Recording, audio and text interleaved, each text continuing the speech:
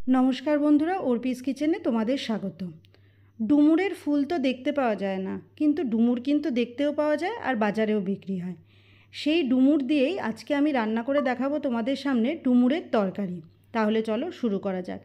এখানে আমি এই যে ডুমুর নিয়েছি, ডুমুরগুলো কি করে কাটতে হয় সেগুলোও তোমাদের দেখিয়ে দিচ্ছি।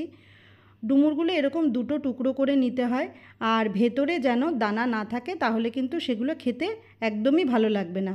কচি ডুমুর হলেই একমাত্র খেতে ভালো লাগে, তাই জন্য ডুমুর দেখে কেনাটা খুব দরকার। আর ডুমুর এমন একটা জিনিস যেগুলো তোমার রেখে দিয়ে খাওয়া যায় না, মানে যেদিনকে বাজার থেকে আনবে পারলে সেদিনই রান্না করে ফেলতে হবে, আদারওয়াইজ কেটে রেখে দিয়ে পরের দিন রান্না করতে হবে। আমার ডুমুর কাটা পুরো রেডি। এবার ডুমুরগুলোকে একটু হলুদ জলে চুবিয়ে রেখেছিলাম, তারপরে সেই হলুদ জলটা সমেতই আমি একটা প্রেশার কুকারে নিয়ে নিচ্ছি এটাকে সেদ্ধ করার জন্য। ডুমুর সেদ্ধ না করে কিন্তু রান্না করা একেবারেই যাবে না, ঠিক যেই রকমভাবে মোচা সেদ্ধ করে রান্না করতে হয় সেই রকম। এইবার আমি এর মধ্যে অল্প পরিমাণে তেল দিয়ে দেব, কারণ ডুমুরের মধ্যে একটা কষ ভাব থাকে, সেই ভাবটা যাতে চলে যায় সেই কারণে অল্প সর্ষের তেল আর অল্প লবণ দিয়ে দিয়েছি। দিয়ে এবার প্রেশার কুকারের ঢাকনাটা লাগিয়ে ডুমুরটাকে সেদ্ধ করব। আর সিটি কটা দেবে সেটা তোমরা খুলে নিয়ে দেখে তারপরে দেবে। এদিকে আমি গ্যাসে কড়াই বসিয়ে সর্ষের তেল দিয়ে দিচ্ছি। রান্নাটা সর্ষের তেলে করব, রিফাইন তেলে করলেও কিন্তু কোনো সমস্যা নেই, তোমরা চাইলে রিফাইন তেলে করতেই পারো। তেলটা আমার মনে হচ্ছে গরম হয়ে গেছে। এবার আমি এই ডুমো ডুমো করে আলু কেটে রেখেছি মাঝারি সাইজ করে, এই আলুগুলো এবার তেলের মধ্যে দিয়ে দেব। আলুগুলোকে খুব ভালো করে ভেজে নিতে হবে, তাই জন্য আমি আলুর মধ্যে অল্প পরিমাণে লবণ আর অল্প পরিমাণে এর মধ্যে হলুদ দিয়ে দেব। খুব বেশি হলুদ দেওয়ার দরকার নেই। দিয়ে আলুগুলোকে খুব সুন্দর করে ভালো করে ভেজে নিতে হবে, যাতে আলুর কালারটা লাল হয়ে যায় এবং সেদ্ধ মোটামুটি পুরো হয়ে যায় সেরকম বলা চলে। এদিকে আমার ডুমুরটাও মনে হচ্ছে সেদ্ধ হয়ে গেছে, আমি সিটিটা একটু টেনে খুলে দিলাম ভাবটা বেরিয়ে যাওয়ার জন্য। এবার প্রেশার কুকারের ঢাকনাটা খুলে দেখে নেব যে আমার ডুমুরটা সেদ্ধ হয়েছে নাকি। আমি একটু হাত দিয়ে টিপে দেখে নেব, তাহলে বোঝা যাবে যে সেদ্ধ হয়েছে কি না। হ্যাঁ, আমার দেখে মনে হচ্ছে ডুমুরটা মোটামুটি সেদ্ধ হয়ে গেছে। একদম গলিয়ে ফেলার কিন্তু কোনো দরকার নেই, তাহলে রান্নাটা ভালো হবে না। এদিকে আমার আলুটাও ভাজা হয়ে গেছে, দেখো আলুর কালারটা বেশ লাল লাল হয়ে গেছে। এবার আমি আলুগুলো কড়াইয়ের থেকে একটা পাত্রে তুলে নেব। আলুগুলো ভাজা হয়ে যাওয়ার পর যেই তেলটা থাকছে সেই তেলের মধ্যেই আমি ডুমুরগুলো দিয়ে দেব। ডুমুরগুলোও কিন্তু আলুর মতো খুব সুন্দর করে ভেজে নিতে হবে, নইলে ভালো লাগবে না। আর একটা কাঁচা গন্ধ থেকে যাবে যদি ভাজা ভালো করে না হয়। আর এই ডুমুর ভাজার সময়ও আমি এর মধ্যে খুব সামান্য পরিমাণে লবণ দেব, কারণ ডুমুরের সেদ্ধ করার সময়ও কিন্তু আমি একটু লবণ দিয়েছিলাম। আর হলুদও খুব সামান্য, এই রান্নাটাতে হলুদ কিন্তু একদমই বেশি লাগে না। দিয়ে আমি ডুমুরটাকে নাড়াচাড়া করে খুব ভালো করে চারিদিকটা নেড়ে ভেজে নিতে হবে। ডুমুরগুলো ভালো করে ভাজা হওয়াটা খুবই দরকারি। দেখো আমার ডুমুরগুলো ভাজা হয়েছে যে বোঝা যাচ্ছে, কালারটা কিন্তু অনেকটাই চেঞ্জ হয়েছে এবং পরিমাণেও কমে এসেছে। এইবার আমি ডুমুরগুলো যেই পাত্রে আলু তুলেছিলাম সেই পাত্রের মধ্যেই পুরোটা তুলে নেব। এবার কড়াইতে আরেকটু আমি তেল দিয়ে নেব। কড়াইতে তেল দিয়ে এইবারে আমি ফোড়ন দেব। তেলটা দেওয়ার পরে তেলটা মনে হচ্ছে একটু গরম হতে হবে। গরম, আমি গ্যাসটাও বাড়িয়ে দিলাম, আমার গ্যাসের ফ্লেমটা পুরো কমানো ছিল। এবার যখন দেখব যে তেলটা গরম হয়ে গেছে এর মধ্যে আমি ফোড়ন দিচ্ছি। ফোড়নে দিলাম জিরে, একটা তেজপাতা আমি এখানে টুকরো করে দিয়ে দিয়েছি।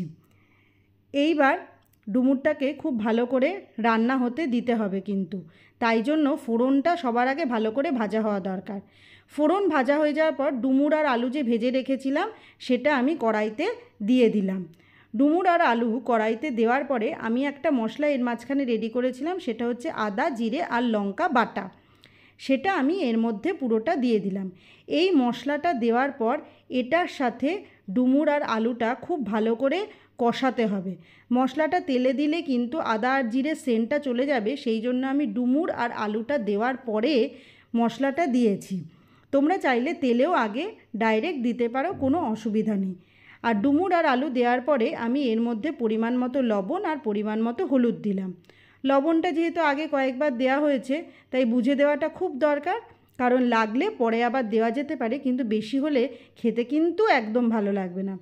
তোমরা দেখছো যে আমি কত সুন্দর করে নাড়িয়ে চাড়িয়ে ভালো করে কিন্তু কষিয়ে নিচ্ছি। মশলা কষানোটা খুব বেশি দরকার। এবার যেই বাটিতে আমার মশলা ছিল সেই বাটিটা ধুয়েই আমি এর মধ্যে পরিমাণ মতো জল দিয়ে দেবো। ডুমুরগুলো যাতে পুরো ডুবে যায় এই রকম পরিমাণে জলটা এর মধ্যে ব্যবহার করতে হবে। দিয়ে এবার এটাকে একটু ফুটে রান্না হতে দিতে হবে। দেখো আমার ডুমুরের জলটা কিন্তু অনেকটা কমে এসেছে। এই অবস্থায় আমি একটা স্পেশাল জিনিস দেব যেটাতে ডুমুরের স্বাদটা বাড়বে। তার আগে আমি একটু পরিমাণ মতো চিনি দিয়ে দিলাম, যেহেতু এটা নিরামিষ তরকারি, চিনি না দিলে একদমই ভালো লাগবে না, সেই কারণে। এইবার আমি এই ডুমুরের মধ্যে যেটা দেব সেটা হচ্ছে গিয়ে দুধের স্বর বা দুধ বা ক্রিম, যেটাই তোমাদের কাছে থাকুক না কেন অ্যাভেলেবেল, সেটা তোমরা এর মধ্যে দিতে পারবে। এই জিনিসটা দিলে কিন্তু ডুমুর রান্নার স্বাদটা আরও ডবল হয়ে যায়। আমার কাছে দুধের স্বর ছিল বেশ ভালো মতো, সেইটাই আমি এখানে ব্যবহার করেছি।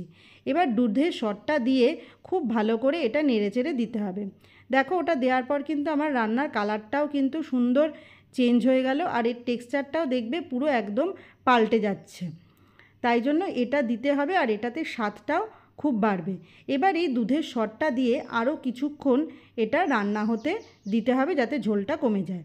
দেখো আমার ঝোল কিন্তু অনেকটা কমে গেছে, পুরো শুকোবে না, কারণ পুরো শুকোলে খেতে ভালো লাগবে না, বেশ একটু মাখা মাখা মতো খেতে হবে। এই অবস্থায় আমি উপর থেকে অল্প পরিমাণে গরম মশলা ছড়িয়ে দিলাম, আর কিছুটা পরিমাণে ঘি দেব।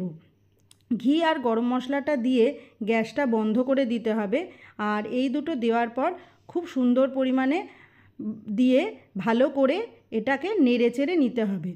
আর গরম মশলা আর ঘি দেওয়ার পর যখন ভালো করে নাড়িয়ে পুরোটা মেশানো হয়ে যাবে, সেই সময় এটাকে একটা ঢাকনা দিয়ে ঢেকে দেওয়া দরকার, কারণ যাতে ঘি আর গরম মশলার সেন্টটা ডুমুর রান্নার মধ্যে ভালোভাবে থাকে, তাহলে খেতেও খুব ভালো লাগবে।